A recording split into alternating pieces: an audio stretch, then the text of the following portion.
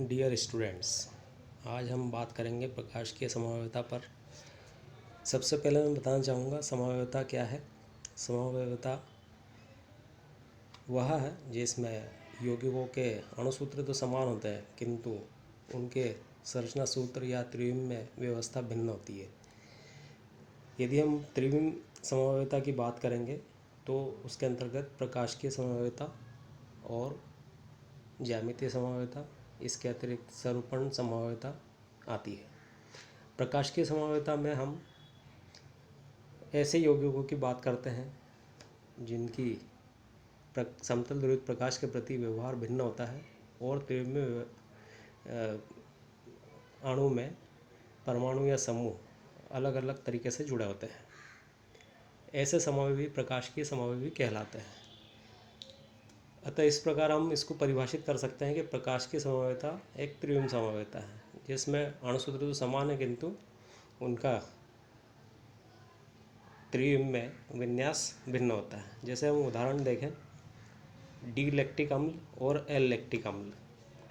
यदि हम D lactic अम्ल और एल लैक्टिक अम्ल की बात कर रहे हैं तो ये दोनों प्रकाशीय समवायवी है क्योंकि इनका समतल ध्रुवित प्रकाश के प्रति व्यवहार भिन्न होता है। प्रकाश की समवायता के लिए क्या आवश्यक शर्तें हैं कि यौगिक प्रकाश की समवायवी होगा और प्रकाश की समवायता दर्शाएगा। तो सबसे पहले जो शर्त है वो यह है, किसी भी अणु को किरल होना चाहिए, अर्थात उसमें सममिति नहीं होना चाहिए, अर्थात असममित होना चाहिए। दूसरी कंडीशन, अणु में किरल कार्बन उपस्थित होना चाहिए। यदि हम उदाहरण देखें, डी लैक्टिक अम्ल और एल लैक्टिक अम्ल, डी को हम प्लस लैक्टिक अम्ल और एल को माइनस लैक्टिक अम्ल भी कहते हैं। यहाँ हम देख रहे हैं डी लैक्टिक अम्ल में H और OH ये दो समूह हैं, जिसमें हम OH को दाहिनी तरफ देख रहे हैं तो इसको हम डी लैक्टिक अम्ल कह रहे हैं, जबकि एल लैक्टिक अम्ल में OH बाई तरफ है और H दाई तरफ है। इसको हम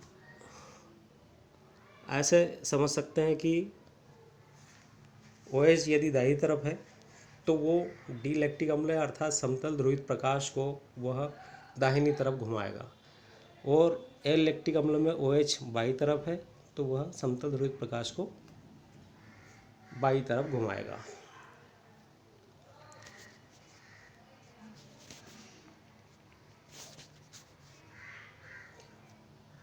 अब देखते हैं हम किरल अणु क्या है और किरलता क्या होती है। यदि हम कार्बन की बात करें तो किरल कार्बन का अर्थ यह है कि किरल होने का मतलब कि उससे जुड़े हुए चारों समूह वो अलग अलग है। जैसे हम ऊपर वाले में देख रहे हैं, इस कार्बन में A, B, C और D ऐसे अलग अलग समूह जुड़े हुए हैं, तो ऐसा कार्बन किरल कार्बन कहलाता है। इसके हम दूसरे उदाहरण के रूप में हम देख सकते हैं D प्लस ग्लिसरॉल्डिहाइड, जिसमें हम ये देख रहे हैं कि चारों समूह कार्बन से जुड़े हुए अलग अलग हैं, H, CHO, CH2OH और OH। इस तरीके से यदि हम देखें तो चारों समूह कार्बन से अलग अलग जुड़े हुए हैं। ऐसे कार्बन जिसमें अलग अलग समूह जुड़े हुए हैं किरल कार्बन कहलाते हैं, और ऐसे अणु जिसमें किरल कार्बन है और असममिति है, ऐसे अणु किरल अणु कहलाते हैं। यदि हम यहाँ पे अणु देख रहे हैं डी प्लस ग्लिसरॉल्डिहाइड जैसे पहले देखा, और इसके नीचे ही देखिए आप ये डी प्लस लैक्टिक अम्ल, इसमें भी चारों समूह अलग अलग जुड़े हुए कार्बन से, ये अणु भी किरल अणु है। इसके अलावा एल लैक्टिक अम्ल, अब हम यहाँ देख सकते हैं कि इसमें H और OH इसमें दाहिनी तरफ है, इसलिए इसको हमने डी प्लस लैक्टिक अम्ल कहा है। ये समतल ध्रुवित प्रकाश को दाई ओर घुमाता है, जबकि एल लैक्टिक अम्ल में OH बाई तरफ है इसलिए इसको हमने एल-लैक्टिक अम्ल कहा है। और ये समतल ध्रुवित प्रकाश को बाई तरफ घुमाता है। अब समतल ध्रुवित प्रकाश क्या है, इसको समझना ज़रूरी है। सबसे पहले सामान्य प्रकाश की बात करें तो सामान्य प्रकाश में सभी तलों में कंपन होता है। यदि सामान्य प्रकाश निकोल प्रिज्म से गुजारा जाए तो समतल ध्रुवित प्रकाश प्राप्त होता है। समतल ध्रुवित प्रकाश में प्रकाश के तल के लंबवत कंपन होता है और एक ही दिशा में कंपन होने के कारण इसे समतल ध्रुवित प्रकाश कहते हैं। इस समतल ध्रुवित प्रकाश के प्रति जब यौगिक का व्यवहार भिन्न होता है तो उसे हम प्रकाशिकीय समावयवी कहते हैं। अब समतल ध्रुवित प्रकाश के प्रति व्यवहार कैसे भिन्न होता है, इसको हम समझते हैं। ऐसे यौगिक जो कि समतल ध्रुवित प्रकाश के प्रति सक्रिय होते हैं प्रकाशिकीय सक्रिय कहलाते हैं। अर्थात ऐसे यौगिक जो समतल ध्रुवित प्रकाश को दाईं ओर या बाईं ओर घुमाते हैं, ऐसे अणु प्रकाशिकीय सक्रिय कहलाते हैं। अब प्रकाश के सक्रिय होने के लिए हमने पहले ही शर्तें देख ली है। किरल कार्बन के साथ साथ पूरा अणु किरल होना चाहिए, अर्थात उसमें असममिति होना चाहिए। यदि हम बात करें लैक्टिक अम्ल की तो इसमें कार्बन से जुड़े हुए 4 समूह हैं, CH3, H, OH और COOH। ऐसा कार्बन किरल कार्बन है और ये पूरा अणु किरल है क्योंकि इसमें कोई भी सममिति नहीं है। सममिति के लिए हम अलग से एक चैप्टर में जाएंगे, तब समझेंगे कि सममिति क्या होती है। फिलहाल ये अणु किरल है और कार्बन भी किरल है, इसलिए ये अणु जो है प्रकाशिकीय सक्रिय है। इसमें OH चूँकि दाहिनी तरफ है इसलिए यह डी लैक्टिक अम्ल है और ये समतल ध्रुवित प्रकाश को दाईं ओर घुमाएगा। डी का मतलब होता है डेक्स्ट्रो और डेक्स्ट्रो का मतलब होता है दाईं तरफ। अब हम यहाँ देखें कि समतल ध्रुवित प्रकाश को जब किसी यौगिक से गुजारते हैं तो वो या तो दाईं तरफ घूम जाता है या बाईं तरफ घूम जाता है। यहाँ पे हम डी लैक्टिक अम्ल की बात कर रहे हैं तो समतल ध्रुवित प्रकाश यौगिक से गुजरने के बाद यानी डी लैक्टिक अम्ल से गुजरने के बाद प्रकाश दाईं ओर घूम जाता है। अर्थात देखने वाले की तरफ यदि हम देखेंगे तो दाईं तरफ प्रकाश घूमता हुआ मिलेगा। अब हम बात करेंगे ऐसे यौगिक जिसमें कि 2 कार्बन है, किरल कार्बन। यहाँ पे हम देख रहे हैं कि टार्ट्रिक अम्ल एक उसका उदाहरण है जिसमें हम देख रहे हैं कि 2 कार्बन किरल कार्बन है। अब ऐसे यौगिक जिसमें हम देख रहे हैं कि OH, यदि हम देखें इसको तो OH ये वाला दाईं तरफ है, ये वाला OH बाईं तरफ है। ऐसा यौगिक एल टार्ट्रिक अम्ल कहलाएगा, जबकि इसमें OH बाईं तरफ है नीचे से ऊपर की तरफ और ये वाला OH दाईं तरफ है। इसको हम डी टार्ट्रिक अम्ल कहेंगे। डी टार्ट्रिक अम्ल वह यौगिक है जो समतल ध्रुवित प्रकाश को दाईं ओर घुमाएगा, जबकि एल टार्ट्रिक अम्ल समतल ध्रुवित प्रकाश को बाईं ओर घुमाएगा। ऐसा यौगिक जिसमें OH दोनों तरफ है, दोनों एक ही तरफ है अर्थात दाईं तरफ है, या फिर हम कहें कि बाईं तरफ है, जो यहाँ पे बताया नहीं है। तो दोनों सेम साइड यदि है तो इसमें सममिति का तल जो बीच में हमको दिखाई दे रहा है, यहाँ पे हम देख सकते हैं यहाँ सममिति का तल बीच में है। यदि हम इसको बीच में से काटेंगे तो ये 2 समान भागों में कट जाएगा, इसलिए इसको हम कहेंगे कि बीच में सममिति का तल है। और ऐसा अणु जिसमें कि सममिति का तल है वो प्रकाश की सक्रिय नहीं हो सकता। हमको पता है कि किसी भी अणु के प्रकाश के सक्रिय होने के लिए पूरा अणु किरल होना चाहिए, अर्थात उसमें सममिति का कोई भी तल या सममिति का तत्व नहीं होना चाहिए।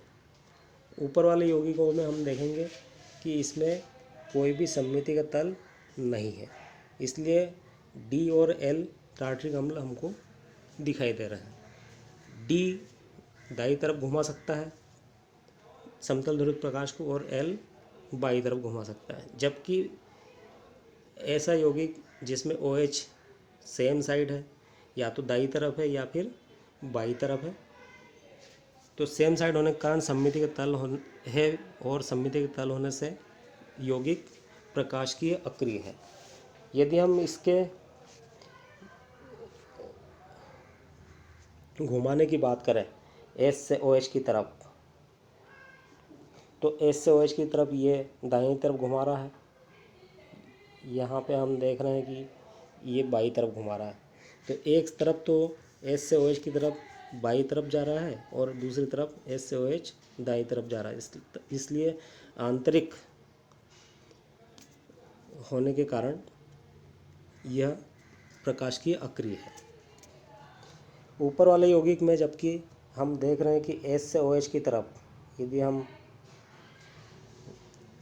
दिखा रहे हैं रोटेशन, तो S से OH की तरफ दाहिनी तरफ जा रहा है, यहाँ पे भी S से OH की तरफ हम दाहिनी तरफ बता रहे हैं, तो दाहिनी तरफ वाले को हम डी टार्ट्रिक अम्ल कहते हैं। जबकि S से OH की तरफ यदि हम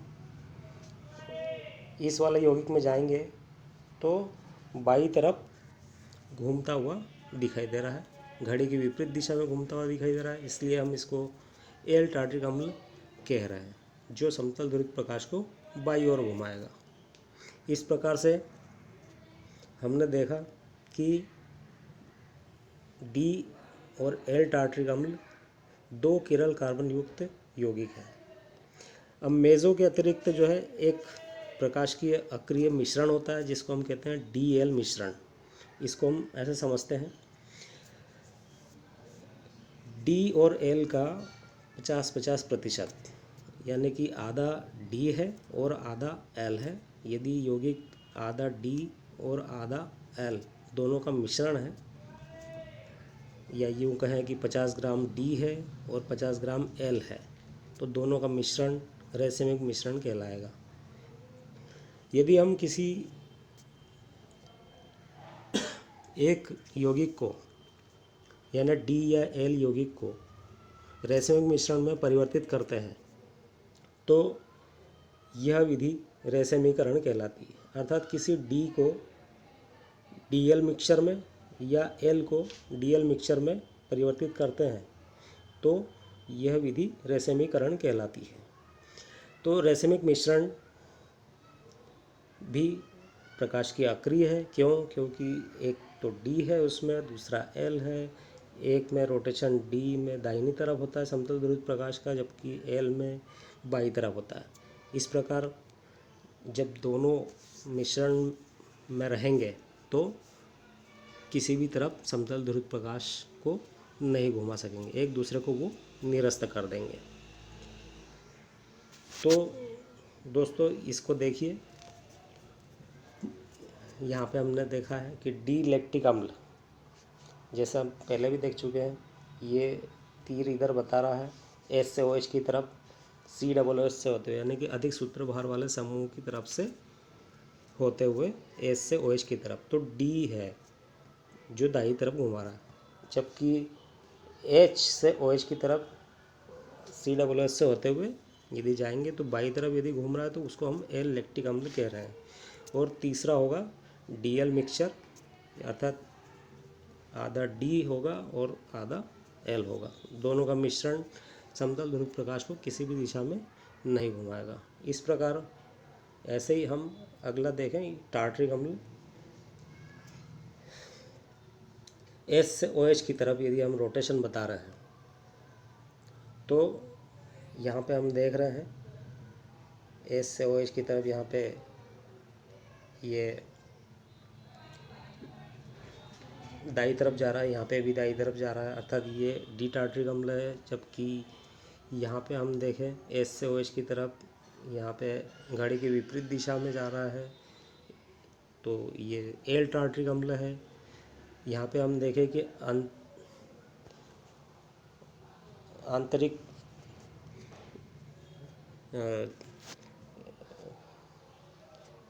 सममिति का तल होने के कारण इसमें रोटेशन किधर भी नहीं हो पाएगा, क्योंकि एस से ओ एच की तरफ नीचे से बाई की तरफ जा रहा है, ऊपर से दाएं की तरफ जा रहा है। इस तरह ये दोनों रोटेशन एक दूसरे को कैंसिल कर देंगे, तो सममिति तल किधर भी ये नहीं घुमा पाएगा। मेसो टार्ट्रिक अम्ल इसलिए प्रकाश की अक्रिय होगा। तो जो दाई तरफ घुमा रहा है वो डी टार्ट्रिक अम्ल है, जो बाई तरफ घुमा रहा है वो एल टार्ट्रिक अम्ल है। इस प्रकार हमने यहाँ पे डी और एल यौगिकों को समझा।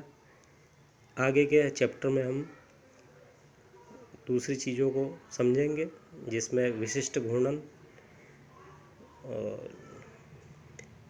और इसके अतिरिक्त किरलिटी और सममिति के तत्व और वाल्डन प्रतिलोमन आदि अगले चैप्टर में हम समझेंगे। Thank you.